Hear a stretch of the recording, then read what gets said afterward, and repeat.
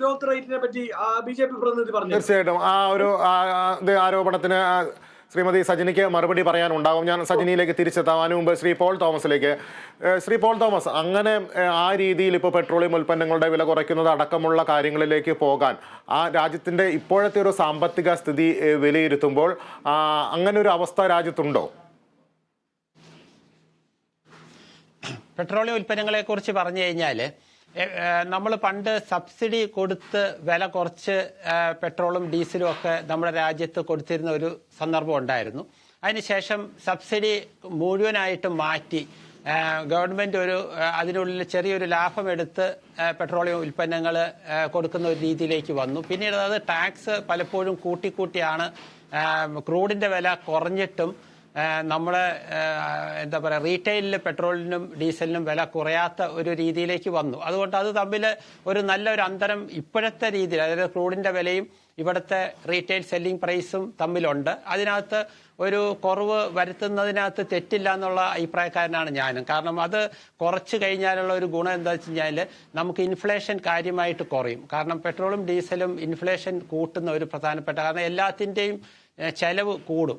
പെട്രോളിൻ്റെയും ഡീസലിൻ്റെയും വില കുറഞ്ഞു കഴിഞ്ഞാൽ നമ്മൾ അൾട്ടിമേറ്റായിട്ട് വാങ്ങിക്കുന്ന ഉൽപ്പന്നങ്ങളുടെ വില കുറയാനായിട്ട്, അത് വെജിറ്റബിൾ ആയാലും മറ്റ് എന്ത് സാധനങ്ങളായാലും അതിൻ്റെ വില കുറയും. അപ്പം വില കുറയുമ്പോൾ എപ്പോഴും കൺസംഷൻ കൂടും. അപ്പോൾ അതുകൊണ്ട് അതൊരു പോസിറ്റീവായിട്ടുള്ള കാര്യമാണ്. അത് മാത്രമല്ല ജനങ്ങളുടെ കയ്യിൽ കൂടുതൽ പണം വരും.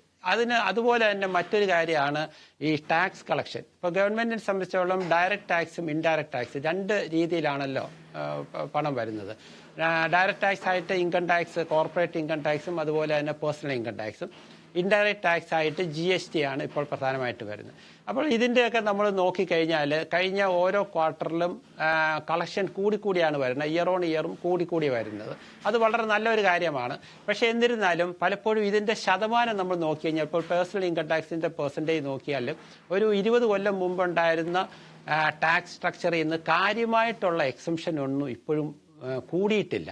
എന്നാൽ ഈ 20 കൊല്ലം കൊണ്ട് നമ്മൾ നോക്കിക്കഴിഞ്ഞ് കഴിഞ്ഞാൽ ഭയങ്കര വ്യത്യാസം, പണപ്പെരുപ്പമെല്ലാം ഉണ്ടായിട്ടുണ്ട്. അപ്പോൾ അതിന് അനുപാതമായിട്ട് നമ്മുടെ സ്ലാബുകൾ ഉയർത്തുന്നതായിട്ട് നേരത്തെ ഉണ്ടായിരുന്ന UPA ഗവൺമെൻറ്റും ചെയ്തിട്ടില്ല, ഇപ്പോൾ ഇരിക്കുന്ന ഗവൺമെൻറ്റും ചെയ്യുന്നില്ല.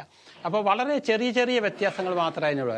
അപ്പോൾ ഇത് കൂട്ടിയുള്ള ഗുണം എന്താ വെച്ച് കഴിഞ്ഞാൽ ജനങ്ങളുടെ കയ്യിൽ കൂടുതൽ പണം വരും, ജനങ്ങൾ കൂടുതൽ സ്പെൻഡ് ചെയ്യും. അത് നമ്മുടെ എക്കോണമിക്ക് ഭയങ്കര പോസിറ്റീവായിട്ടുള്ളൊരു കാര്യമാണ്. അതുപോലെ തന്നെ GST സ്ലാബിൽ 28% സ്ലാബാണ് ഹയസ്റ്റ്, നമുക്കറിയാം.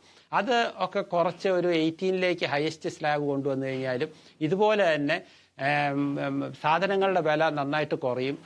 അതുകൊണ്ട് തന്നെ സെയിൽ ഒരുപാട് കൂടും. സെയിൽ കൂടുമ്പോൾ നാച്ചുറലി നമ്മുടെ രാജ്യത്തിലുള്ള ഇൻഡസ്ട്രീസിനെ സംബന്ധിച്ചുള്ള അവരുടെ റവന്യൂ കൂടും, അവരുടെ പ്രോഫിറ്റബിലിറ്റി കൂടും.